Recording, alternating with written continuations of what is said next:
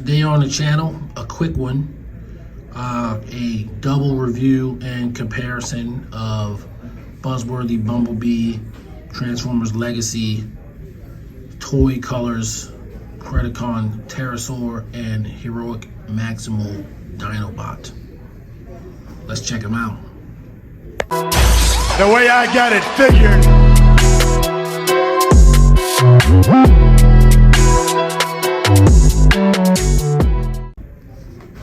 Alright gang, this is the way I got it figured, and I'm the sheriff. So here we have two Target exclusive in the US figures, Terrorsaur and Dinobot, both in their toy decos. I'm going to do a comparison in their robot mode. I'm not going to transform them because this is really just supposed to be kind of a quick, let's see what these repaints are as opposed to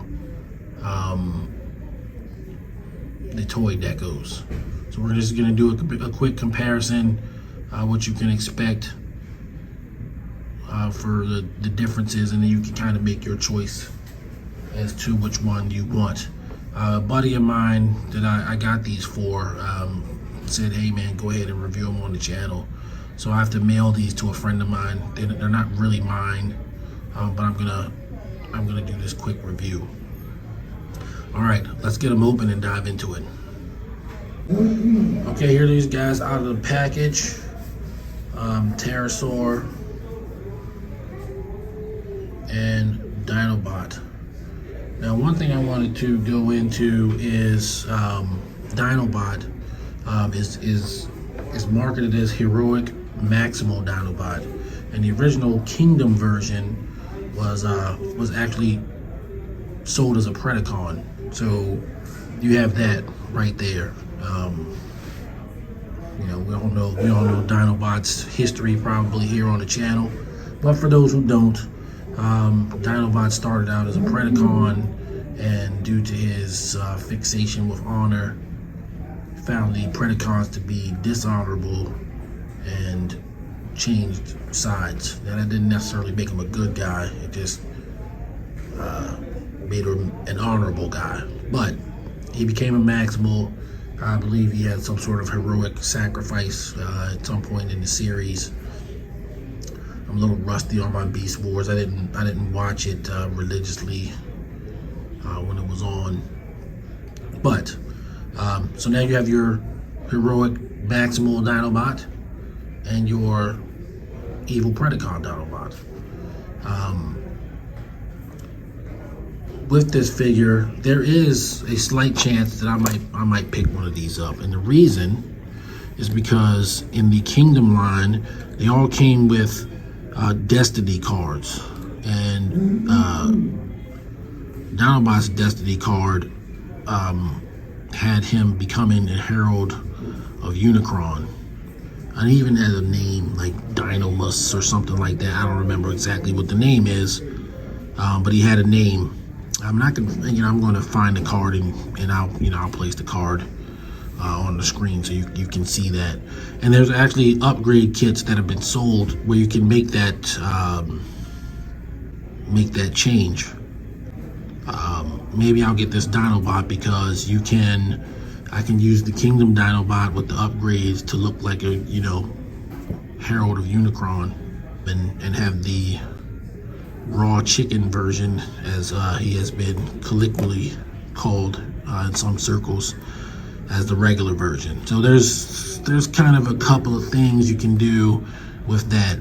Just to buy a repaint or whatever of the same character, in general, I do try to avoid that, which is why I have not bought these figures at all. And I don't have a large preference for toy colors or whatever colors that they made the original figures in, right? So I don't have a big preference. I did buy the Studio Series 86 Cup and Cliff Jumper for the Buzzworthy Bumblebee line, which are just straight reprints of the same character. But it's not a hypocrisy, it's just I actually thought those were more accurate to the screen and liked them better. So I felt like I had to have them. Not necessarily so here, but I can see a world in which I would buy Dinobot at the very least. So first I'm going to go into Terrorsaur and his comparison with the Golden Disc Collection version, and then I'll go into the same with Dinobot. So here's Pterosaur with his twin brother, Golden Disc Collection Pterosaur. And of course, in the minute fiction that you get with these figures in the Golden Disc Collection, this Pterosaur is supposed to be an alternate universe kind of version of Pterosaur, that due to time changes or whatever, he looked like this. However, because he was a unique sculpt in the Golden Disc Collection, you know, you don't think about in the future, oh, they might do the toy color version. So I got this one, and was kind of nonplussed about them doing another version. Now they both look cool.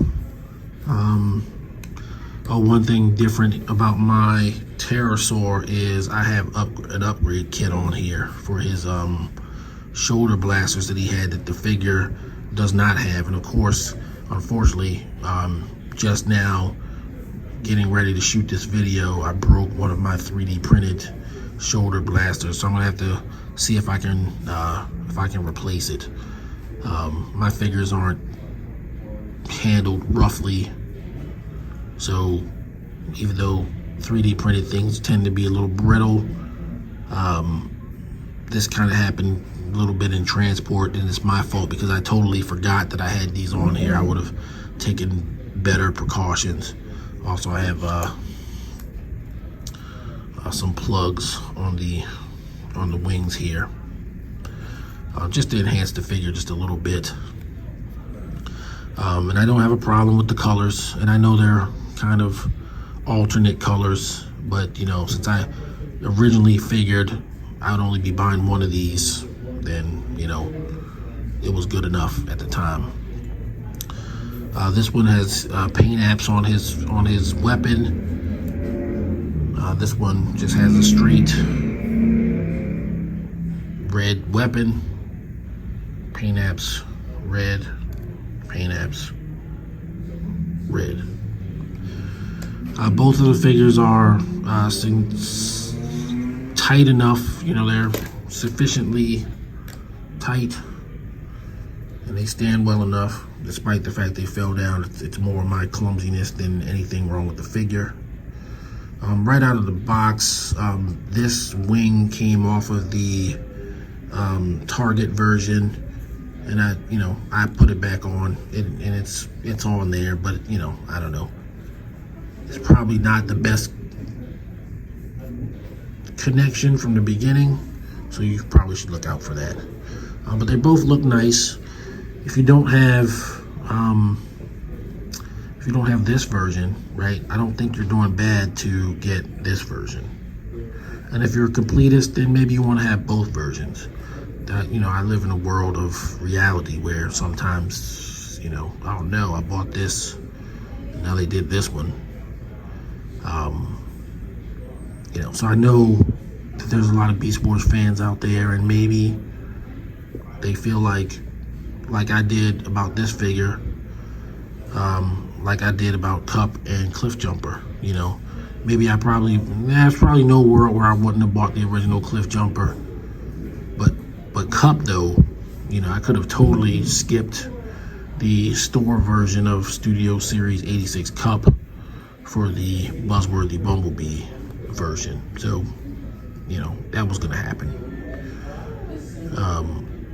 The Cliff Jumper thing was definitely gonna happen. So here's a good look at both of these figures.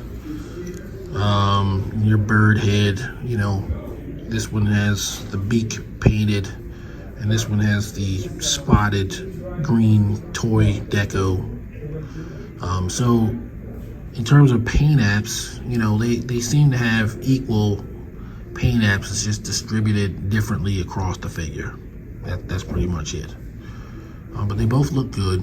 Neither one of them are bad looking.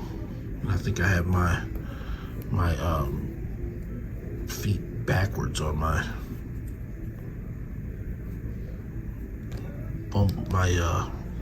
golden disc version. Now there is that to be said too. I did not bring it with me, but this Pterosaur actually came with a golden disc. So yeah, the only other way, if I remember correctly, that you could get the golden disc is if you bought the Titan class Arc. In fact, it comes with 2 golden discs, and I do have that figure, the Arc. So there you go, Terrorsaur.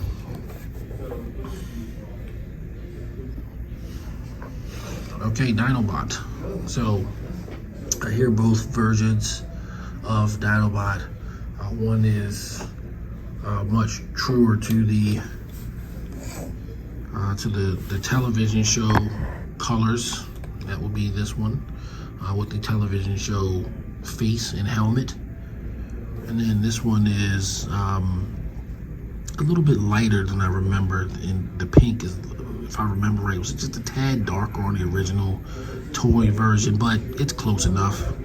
And of course, he had a different head, and his head was like this before you did the mutant head thing. And then his TV head is here, right? So other than that, they're identical.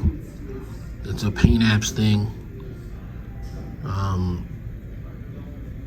with the black stripes, the Velociraptor stripes. This figure, the Kingdom version, may actually have a little bit less paint on it than the Buzzworthy Bumblebee version. Both of the swords are painted.